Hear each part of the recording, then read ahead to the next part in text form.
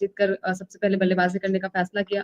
अब ये फैसला टीम इंडिया के हित में जाएगा या फिर मतलब अनहित में जाएगा, ये थोड़ा अभी देखने वाली बात होगी। अभी तक तो हित में नहीं गया है क्योंकि 185 पर ऑल आउट हो जाते हैं। हालांकि जिस तरीके का विकेट था, टॉस जीतकर पहले बैटिंग करना मुझे नहीं लगता कि गलत फैसला था, अच्छा फैसला था। लेकिन जब आपकी बल्लेबाजी पहले से लगी हुई है, आपकी बैटिंग में कोई फॉर्म में ही नहीं है, तो आप कितनी अच्छी डिसीजन ले लीजिए, वो आपके फेवर में नहीं जाएगा।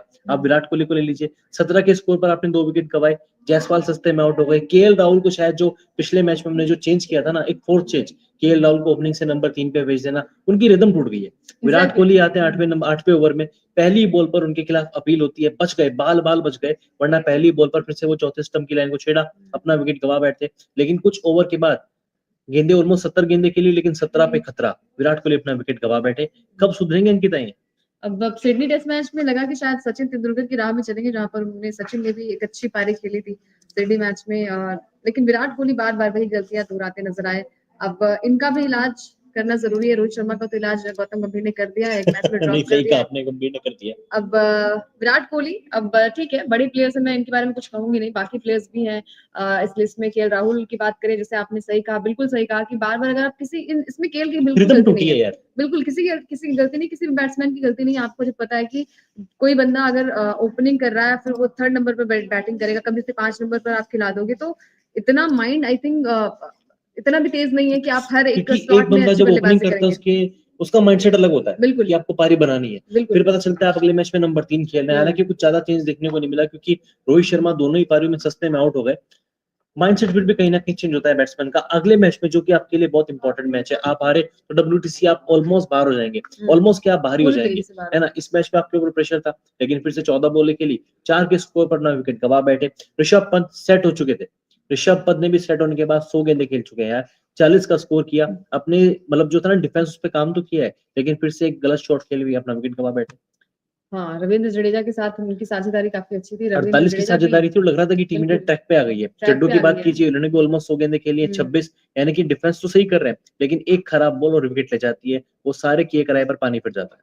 हाँ बिल्कुल, टीम इंडिया डरी हुई भी है, क्योंकि जब आपको पता है कि आप 2-1 से मतलब 1-2 से पीछे चल रहे हैं, और कहीं ना कहीं सामने वाली टीम जो है वो बैलेंस उनका काफी अच्छा है, चाहे वो बल्लेबाजी हो कि चाहे वो गेंदबाजी हो।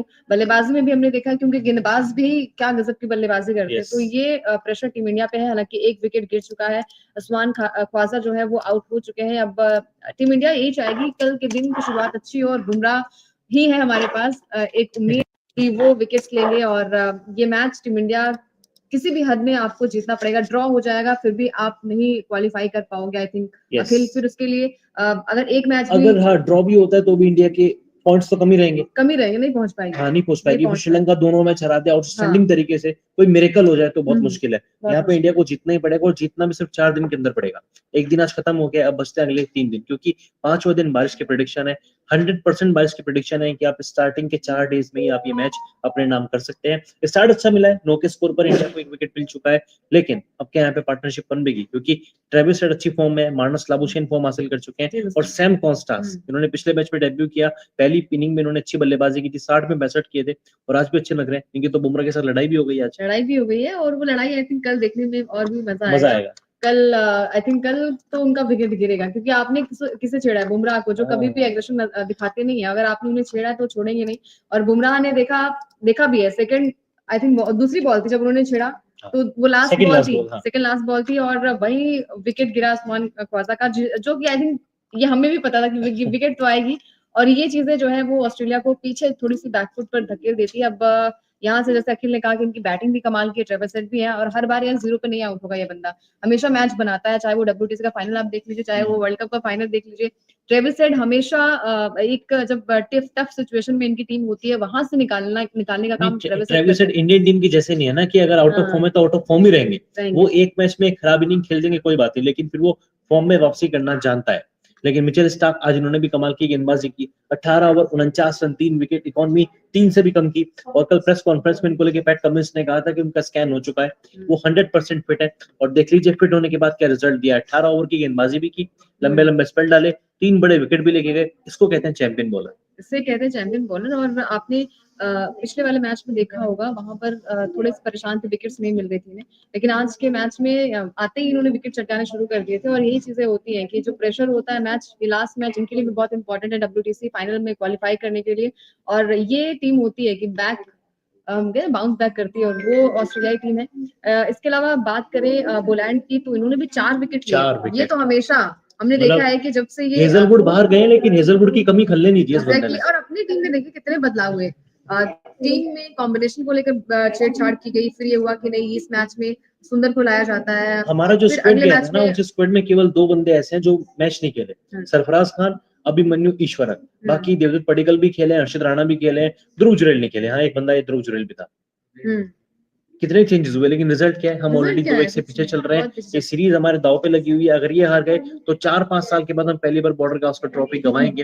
पिछले 2 वर्ष से ऑस्ट्रेलिया में हम बॉर्डर गावस्कर ट्रॉफी जीतते आ रहे हैं। आज इनका बल्ला भी नहीं चला यार, 0 पर आउट हो गए। बट मैं कुछ नहीं कहूंगी, इन्हें आज पूरा इंडिया कुछ नहीं कहेगा। कुछ नहीं कहेगा इन्हें। और अभी सेकंड इनिंग है, हम कहते हैं ना टेस्ट मैच की खासियत ये होती है कि आपको दूसरा मौका मिलता है। और प्रेशर मैच में जब इन्होंने फॉलो ऑन से बचाया, वही हमारे लिए आई थिंक बहुत बड़ा चैलेंज था टीम इंडिया के लिए। लेकिन अब वो हार गई तो हार गई, अब उस पे क्या बात कर सकते हैं। आपने कहा हर दो मौके मिलते हैं, कोहली के तो 9 मौके मिल चुके हैं यार।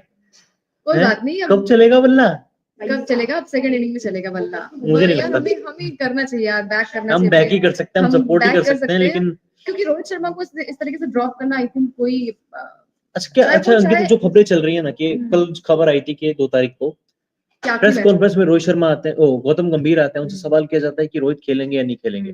सबसे पहले तो ये सवाल ही बहुत गलत था, क्योंकि कोई भी अगर कोच होगा तो वो डेफिनेटली वो सवाल को एक कहेगा कि आप कैसे सवाल कर रहे हैं। सवाल करने वाला इंसान बेवकूफ है। कोच को ये कहना चाहिए था, लेकिन हमारा कोच कहता है कि हम प्लेइंग 11 जो है वो डिसाइड करेंगे टॉस के टाइम पे, पिच कैसी होती है, उसके बाद हम प्लेइंग 11 अपनी डिसाइड करेंगे। और फिर पूरे दिन खबर चलती है कि रोहित शर्मा ऑप्टेड आउट, रोहित शर्मा ने रेस्ट ले लिया है, वो मैच नहीं खेलेंगे।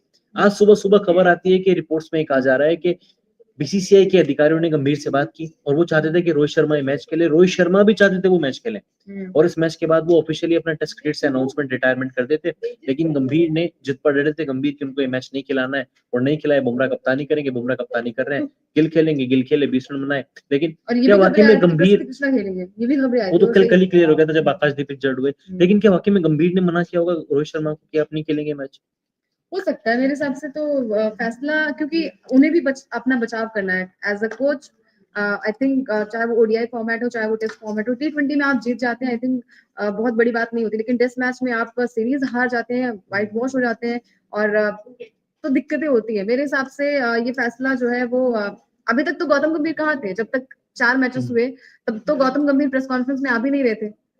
तो मेरे हिसाब से ये फैसला आई थिंक, अगर लास्ट मैच था रोहित का तो फिर सीरीज आपकी लगी पड़ी है तो आपको खिलाना चाहिए। एक मौका और दे सकते एक मौका दे सकते हैं, जब आप विराट कोहली को मौका दे सकते हैं। विराट कोहली भी वही शॉट खेलकर आउट हो रहे हैं जो हमने कई सालों से देखा है उन्हें, वो उस पर नहीं काम कर पा रहे हैं। तो आप भी कोच हैं, आप भी उन्हें फटकार सकते हैं, आप भी उन्हें ड्रॉप कर सकते हैं। उनकी जगह बहुत सारे ऑप्शंस थे। आप नंबर 4 पर, हम कहते हैं ना कि आपके पास ध्रुव जुरैल है, आपके पास सरफराज खान है, आप किसी को भी वहां पर खिला सकते थे। जब आप अपनी प्लेइंग 11 में दिन ब दिन बदलाव कर रहे हैं, हर एक मैच में आपने बदलाव किया, चाहे वो पहला मैच हो, चाहे दूसरा, तीसरा, चौथा, जितने भी मैचेस हुए हैं, हमने देखा कि प्लेइंग 11 में हर बार बदलाव हुआ है। इंजरी आप कह सकते थे रोहित शर्मा को, अब ये कहा जा रहा है रेस्ट दिया गया। किस बात का रेस्ट? मतलब रेस्ट तो यार 4 दिन का मिल गया था ना मैच के बाद। और ऐसा भी नहीं है कि ढाई दिन रोहित शर्मा बल्लेबाजी करके आ रहे, थक गए होंगे, चलिए रेस्ट दे देंगे। अब जो खबरें ये भी आ रही है कि चैंपियंस ट्रॉफी से पहले इंग्लैंड सीरीज नहीं खेलेंगे। क्यों नहीं खेलेंगे? रोहित शर्मा, विराट कोहली, आई थिंक इनको सीरीज खेलनी चाहिए, क्योंकि दोनों की फॉर्म काफी खराब चल रही है। और अगर ये तीनों वनडे नहीं खेलेंगे तो डायरेक्ट चैंपियंस ट्रॉफी खेलेंगे, उसका असर भी कहीं ना कहीं पड़ेगा, क्योंकि 1 से 1.5 महीने का गैप मिल जाएगा। फॉर्म आपकी वैसे ही खराब चल रही है। मेरे हिसाब से आई थिंक ये फैसला विराट और रोहित के हाथ में है ही नहीं। बस अब वो खेल रहे हैं, उन्हें मौका मिल रहा है। अदरवाइज तो अब आपको भी पता है कि उनका आई थिंक अंत तो हो चुका है।